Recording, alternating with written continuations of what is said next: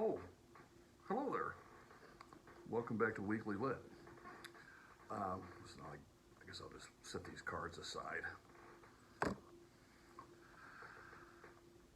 Just got back from a river expedition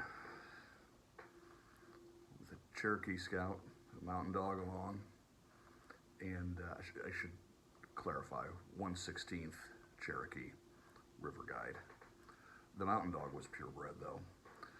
And we were not harmed by any Comanche raiding parties or the like, but it did put me in the mind of Western literature. And since we already talked about True Grit, I thought, well, what else is in the top pantheon of Western literature? And the easy answer, although it's not as well known today, for the book is Deadwood by Pete Dexter. Pete Dexter was a newspaperman, writer, not delivery, and wrote a handful of novels, including Paris Trout, which won some fiction awards, and it was about bigotry, and Train, some other novels, and the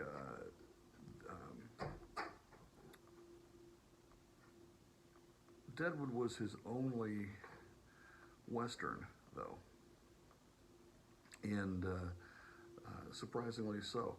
And you may be familiar with the HBO series Deadwood that ran for a few seasons and had a follow-up in the last couple of years.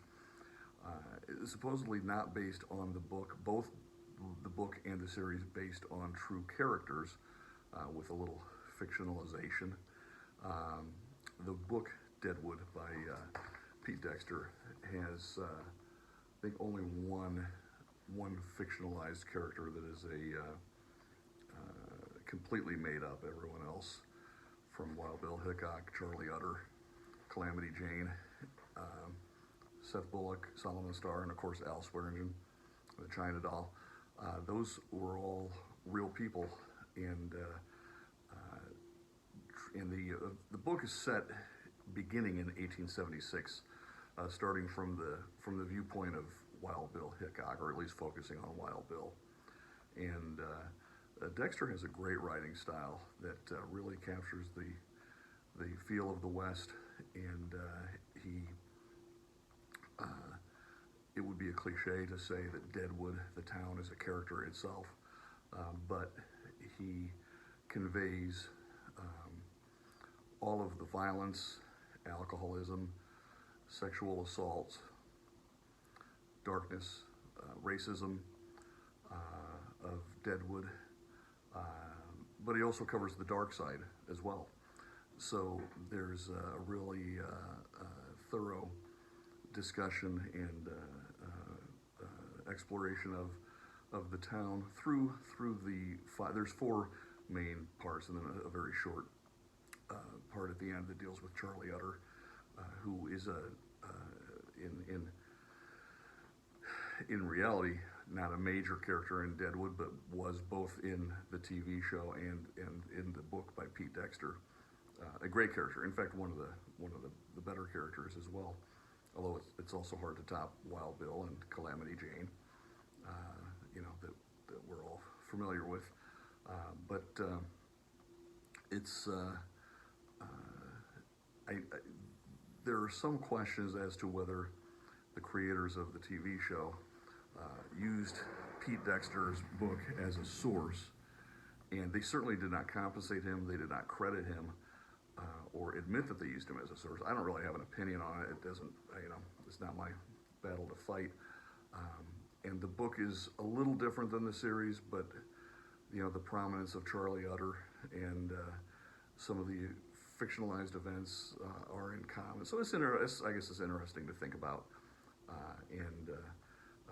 It would be, I would put it this way, when there's a tremendous novel like this that predates the TV series and is out there, I'd be hard-pressed to explain why I wouldn't use it as a source other than not wanting to compensate Pete Dexter.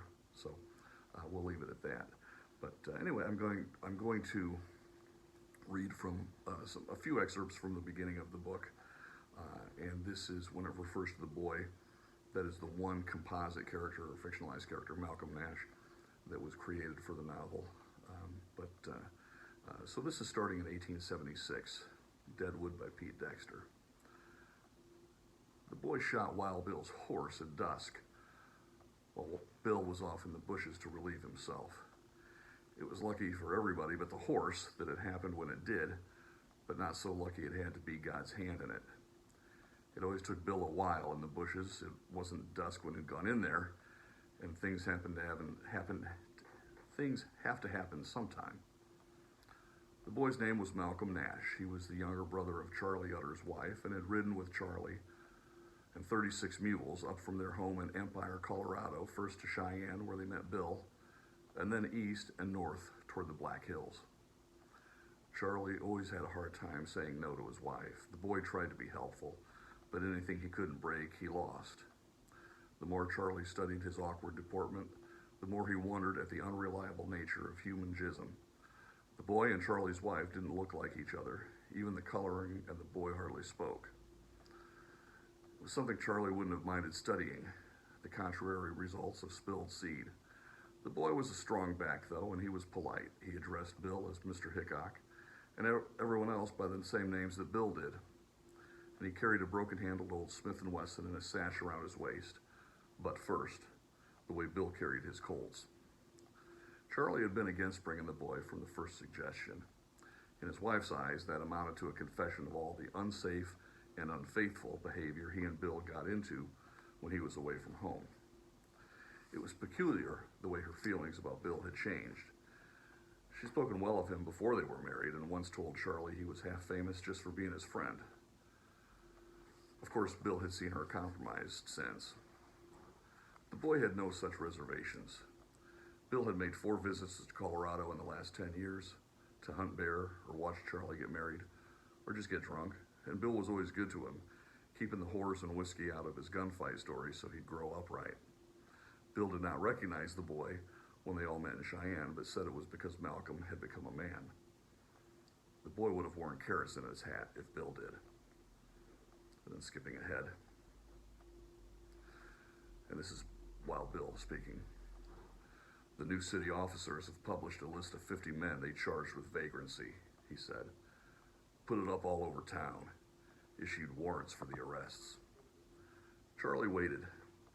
Bill pulled a piece of paper out of his sash and unfolded it on the bar. Charley bent over and looked.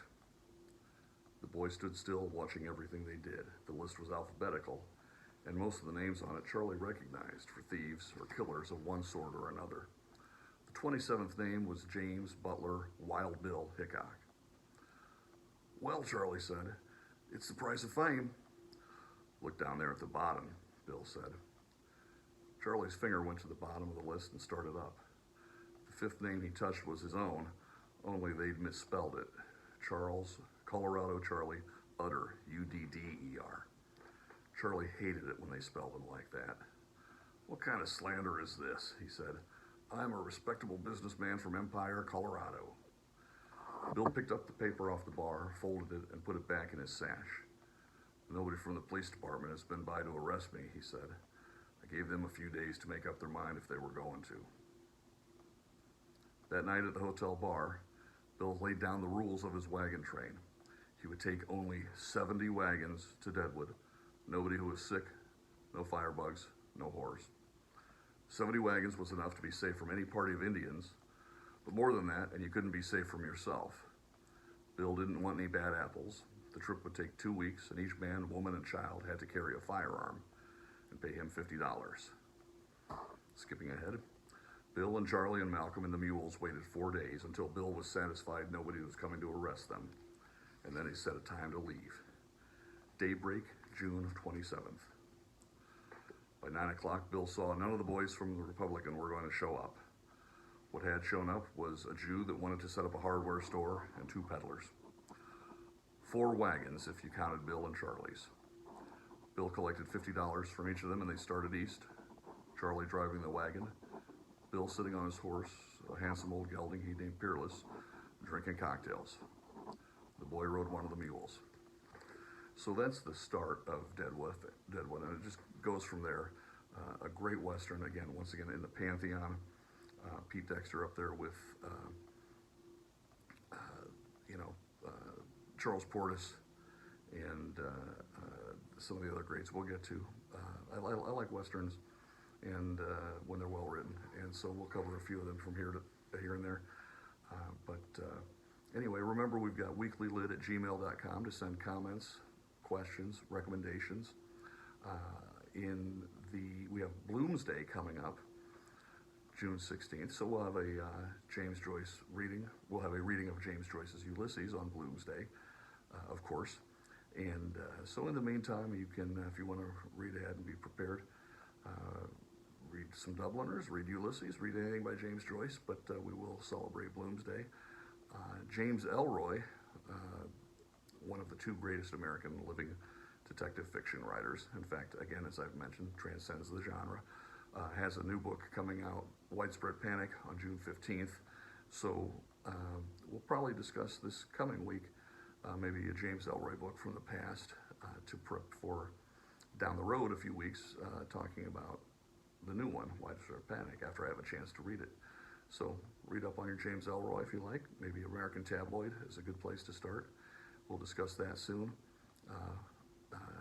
Future episodes will have, I think, Moonglow by Michael Chabon, Stop Time by Frank Conroy. Like I said, read up on some James Joyce.